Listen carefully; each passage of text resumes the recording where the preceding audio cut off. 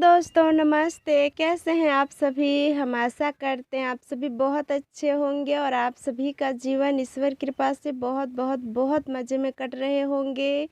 और जितने भी मेरे छोटे प्यारे भाई बहन हैं उसके लिए मेरे तरफ से तो पहले ढेर सारा प्यार, और मेरे माता पिता के लिए चरण स्पर्श। तो आप सभी के लिए हम फिर से एक नए ब्लॉग लेकर के आए हैं। तो आप सभी का फिर से स्वागत है हमारे न्यू ब्लॉग में। और हर दिन के जैसे अभी भी टाइम हो रहे हैं, आज 5 बज गए हैं और अभी सबसे पहले सुबह उठे। तो आज हमारे घर पे सभी सुबह सुबह ही उठ गए, तो हमारे साथ दोनों बच्चे भी उठ गए और मम्मी पापा तो पहले से ही उठे थे। और हमारा देवर जी है वो भी उठ गया, सभी घर का मेंबर जल्दी उठ गए। और कल फिर जो शाम को घास लाए थे मम्मी, तो उन्हीं का चारा काट रहे हैं पशु को देने के लिए, क्योंकि मम्मी रात को ही काट के रख लेते हैं। पर कल कुछ ज़्यादा काम हो गए थे, खेत में भी काम करनी पड़ी थी, फिर उतना घास काट के लाए थे तो थकावट कुछ ज़्यादा हो गए थे। और रात को लाइन नहीं रहते हैं तो इसलिए नहीं काट पाए थे, नहीं तो कितनी भी थकी रहती है तो मम्मी रात को ही चारा काट के रख लेते हैं। तो इसलिए आज सुबह सुबह ही काट रहे थे, थोड़ी सी काट करके पशु को दे देंगे और बाद में काटेंगे। और इधर हम भी उठे तो सुबह सुबह आंगन घर को अच्छे से पहले सफाई की, और सफाई करने बाद बर्तन जो रात के थे वो बर्तन धुले, और फिर चूल्हे की मिट्टी से अच्छे से निपाई की। और फिर उसके बाद आज बहुत ही अच्छी चीज़ बनने वाले हैं घर पे, तो उन्हीं की तैयारी में लग गए। तो सबसे पहले दाल भिगो करके रख दी, अभी भिगोए, रात को मम्मी नहीं बताए थे। और थोड़ी सी हमने चावल भी भिगो करके रख दिए हैं, 2-3 घंटे में अच्छे से फूल जाएंगे। तब तक हम दूसरा काम देख लेते हैं। और इधर मम्मी का भी काम हो गए थे, यानी चारा मम्मी ने काट लिए थे तो पशु को भी खाने के लिए दे दिए थे। और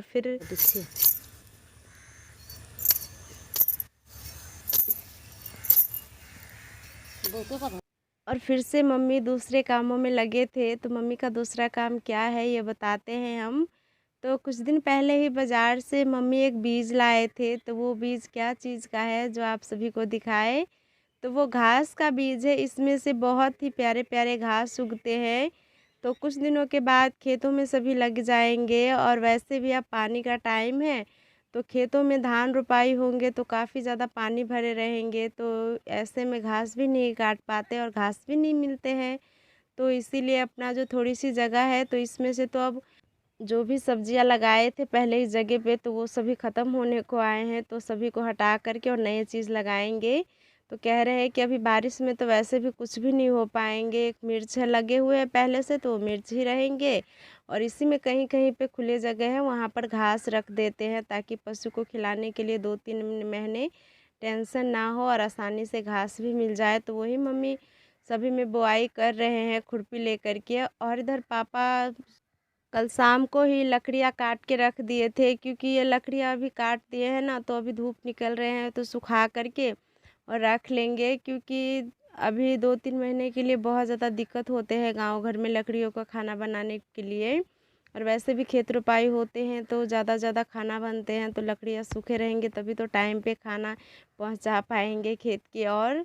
तो इसलिए अभी से तैयारी में लग गए हैं, सभी लकड़ियों को फैला करके और रख देते हैं। जब ये सूख जाएंगे तो इसको जिस जहाँ पर रखते हैं उस जगह पे रख देंगे। तो वहाँ पर काटे थे पेड़ के पास, आम के पेड़ के पास, तो वहाँ से हमने सभी को ला करके और आंगन में सभी को अच्छे से फैला करके रख दिए। वैसे अभी धूप नहीं है, धूप आएंगे तो सभी सूख जाएंगे, 2-3 दिन अच्छे से धूप लगाएंगे, फिर उसके बाद उसके अच्छे जगह पे रख देंगे। और इधर हम लकड़ी फैला रहे थे तो रियांश भी हमारे साथ फैला रहे थे, क्योंकि उसे भी अच्छे लग रहे थे। और फिर फैलाने के बाद इधर रियांश जब खेलने आए तो एक पेड़ पे अभी तो बहुत ही छोटे छोटे अमरूद लगे हुए हैं, जितने भी बड़े अमरूद से सभी ख़त्म हो गए और एक आध अभी भी कहीं बच गए हैं। तो बच्चे कभी देखते हैं तो तोड़ने का जिद करते हैं।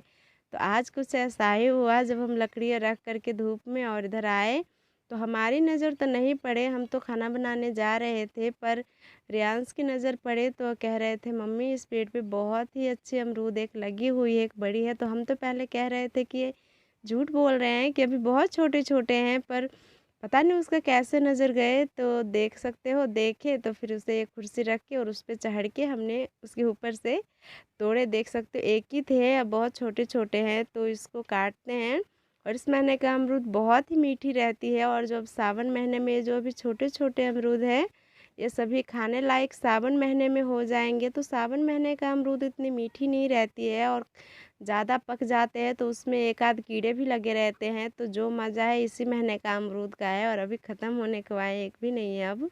और एक आध ऊपर रहते भी हैं तो उसे पंछियाँ, सूगा जो होते हैं, तोता, वो सभी ख़राब कर देते हैं, खा खा के नीचे गिराते रहते हैं। और एक नीचे ऊँचे का रहते हैं तो काफ़ी मिल जाते हैं कभी काल, जैसे आज मिले। तो उस अमरूद का 4 टुकड़े बनाए तो 2 रियांश को दिए, 1 हम लिए और 1 मम्मी को दिए। तो लीजिए आप भी अमरूद खा लीजिए। और सुबह-सुबह अमरूद खाना बहुत ही फ़ायदेमंद होते हैं, तो आप सब भी खा लीजिए। और वैसे भी बहुत मीठी थी ये अमरूद, बहुत स्वादिष्ट थी। फिर अमरूद खाने के बाद हाथ धुले क्योंकि हमारा हाथ जूठा था।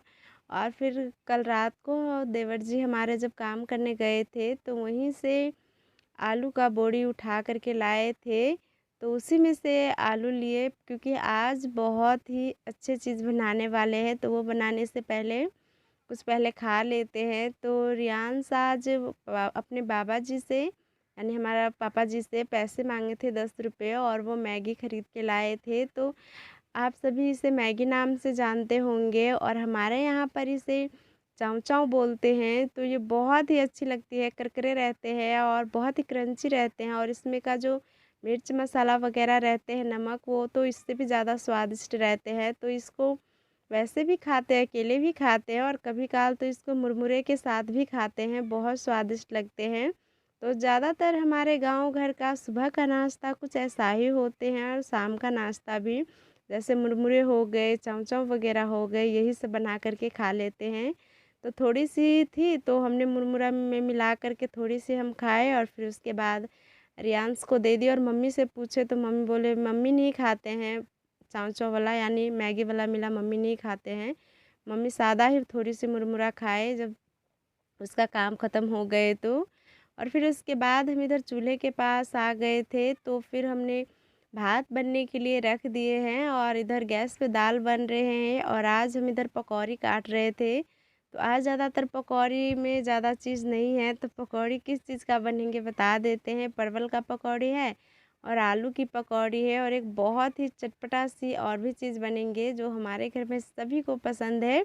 और ख़ास करके गांव घर में सभी बहुत ही ज़्यादा बना कर के खाते हैं। जब भी दाल बनते हैं तो अगर सब्ज़ी कोई नए रहते हैं तो वो भी बना कर के और दाल भात और वो बना कर के खा लेते हैं।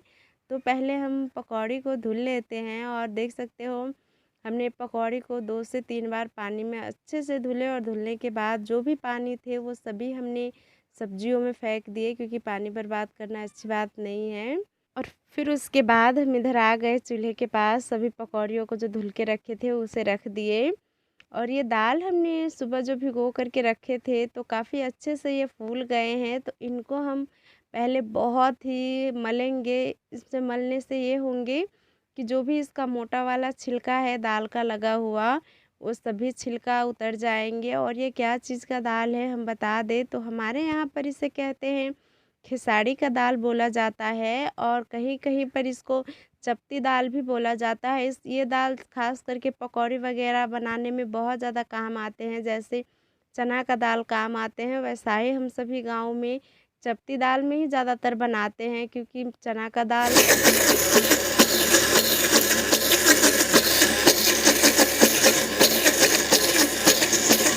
महंगी पड़ती है। और ये बात और भी है कि जितना चना का दाल में ना स्वाद आएँगे, इतना इस दाल में स्वाद आते हैं, कोई भी चीज़ बना कर के इसमें खाते हैं तो।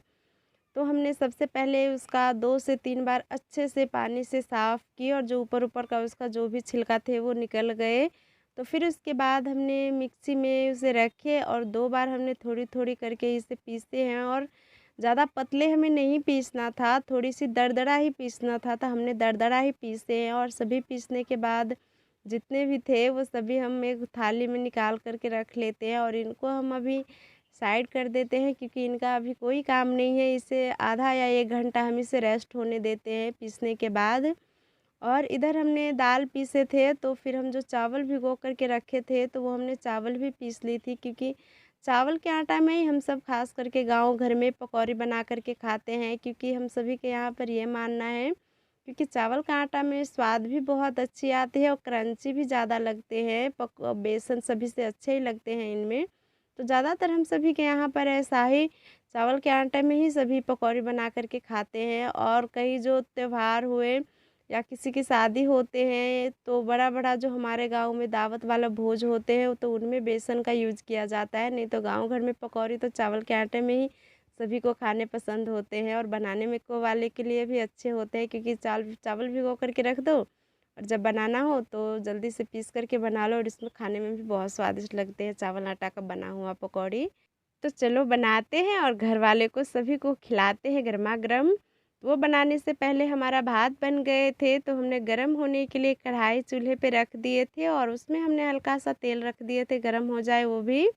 और फिर इसके बाद जो हमने चावल भिगो करके रखे थे तो जो हमने पेस्ट तैयार की थी तो उसमें नमक, हल्दी, धनिया पाउडर, जीरा पाउडर, लाल मिर्च पाउडर, जो भी सूखे मसाला होते हैं सभी अच्छे से रख दिए और उसका अच्छा सा पेस्ट बनाने के बाद परवल का पकौड़ी और आलू का पकौड़ी हमने अच्छे से बना ली। और बनाने के बाद इधर वो सभी बन गए तो फिर पकौड़ी के टाइम आते, यानी चपटी दाल का कचरी का हम सबके यहाँ पर कचौड़ी बोलते हैं, तो वही बनाने का टाइम आए तो ये अच्छे से फूल गए, बहुत अच्छे तैयार हो गए थे जैसे हम सोच रहे थे वैसा। तो इसमें हमने सबसे पहले थोड़ी सी अजवाइन रखे और प्याज काटे थे, वो प्याज, हरी मिर्च और फिर उसके बाद नमक रखे और नमक रखने के बाद हमने हल्दी रखे और यही सब कुल हमें रखना था। और ये सभी रखने के बाद हम इसे हाथ से बहुत अच्छे से मैश करेंगे जब तक अच्छे से प्याज दाल में मिल ना जाए। तो जो भी हमने रखे हैं उसे हाथों से बहुत ही अच्छे से मैश करेंगे, तभी हमारा कचौड़ी बहुत अच्छे बनेंगे। तो सभी मिलाने के लिए हमें 4 से 5 मिनट लगेंगे, तभी ये बहुत अच्छे से मिलेंगे। तो देख सकते हो हमारा बैटर बहुत अच्छे से तैयार हो गए हैं मेहनत के बाद और कितने अच्छे कलर भी लग रहे हैं और सभी अच्छे से मिल गए हैं। तो अब हम इसे बनाने की तरफ चलते हैं। तो हमारा कढ़ाई काफ़ी ज़्यादा गर्म हो गए हैं, वो कह रहे हैं कि जल्दी से इसमें कचौरी रख देने के लिए। तो इसमें हम जल्दी-जल्दी से रख देते हैं और छोटे-छोटे लोया पहले लेना पड़ता है और फिर इसे थोड़ी-सी पतले करके कढ़ाई में डाला जाता है। तो ऐसा ही करके हम एक-एक करके इतना सारा सभी कचौरी रख दिए हैं और इसे हम कम तेलों में ही फ्राई करेंगे। और तेल हमने लिए हैं नीलकमल, जो रिफाइंड वाले तेल होते हैं सफ़ेद वाले, वही हमने लिए, इसमें बहुत स्वादिष्ट लगते हैं। और सभी हमने एक-एक करके रख दिए हैं। तो इसे कैसे पकाना है हम आप सभी को बताएँगे कम तेलों में। तो इसको कढ़ाई को थोड़ी-सी घुमा-घुमा करके पकानी होती है। इससे क्या होते हैं कि कम तेल भी रहते हैं और काफ़ी अच्छे से सभी में तेल फैल भी जाते हैं और अच्छे से सिक भी जाते हैं ये, और ज़्यादा तेल भी नहीं लगे रहते हैं। तो सभी एक साइड से जिस-जिस साइड से सिक गए थे उस साइड हमने अच्छे से पलटा-पलटा के सभी अच्छे से सेके थे, यानी कढ़ाई को घुमा-घुमा करके, और एक साइड बहुत अच्छे से सिक गए हैं। तो अब हम दूसरे साइड को पलटा दिए और देख सकते हो दूसरे साइड पलटाने के बाद हमने 2-3 मिनट उलट-पुलट करके इसे अच्छे से पकाए।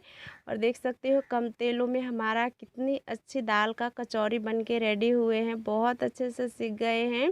और इसे जब भी बनाना तो आप बहुत ही कम आँच में बनाना, इससे क्या होते हैं कि कम आँचों में बहुत ही अच्छे सिकते हैं। तो हाई फ्लेम पे आप गैस पे भी बनाओगे, हाई फ्लेम पे बनाओगे तो इसे जलने का डर रहते हैं और बीच-बीच में कच्चे ही रहते हैं। और आप इस तरीके से सेकोगे तो ये बहुत अच्छे लगते हैं खाने में भी और बहुत अच्छे से सिक भी जाते हैं।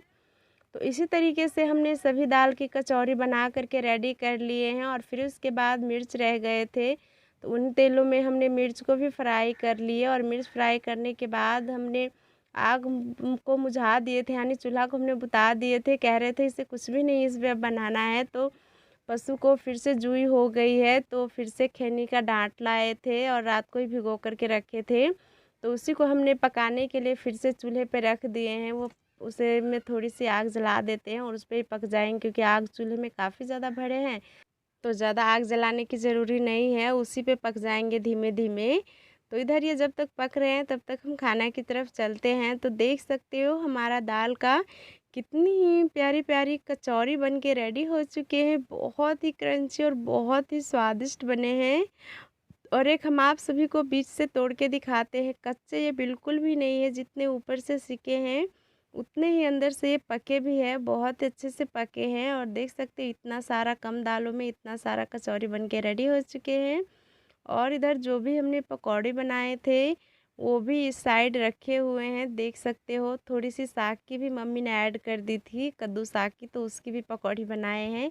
3 रंग की पकौड़ी है तो वो भी बने हैं। और ये किस खुशी में बने हैं आप सभी को बता देते हैं। तो बहुत दिन हो गए थे खाए हुए, तो इसीलिए मम्मी ने कहे थे बनाने के लिए, क्योंकि मम्मी को खाने का मन हो रहे थे, तो आज इसीलिए सभी बने हैं। तो लीजिए दाल का कचौरी और आलू और परवल सभी का पकौड़ी गरमा गरम आप सब भी खा लीजिए। और वैसे भी कभी काल हमारे यहाँ पर बनते हैं, तो आप सभी को खाने को कभी काल ही मिलेंगे। तो जल्दी से खा लीजिए और हम भी खाते हैं और स्वाद बताते हैं कैसे बने हैं। तो सच में बहुत ही स्वादिष्ट बने हैं और बहुत ही अच्छी बनी है। तो हम तो भरपेट खाते हैं और सभी घर का मेंबर भी खा लिए हैं। तो आप सभी को कैसा लगा ये रेसिपी कमेंट में ज़रूर बताना। और आज का वीडियो बस यहीं तक रखते हैं। अगर वीडियो अच्छे लगते हैं तो प्लीज़ लाइक कमेंट शेयर करना। और मिलते हैं बहुत ही जल्द एक नए वीडियो के साथ। तब तक आप सभी के लिए प्यार भरा नमस्ते।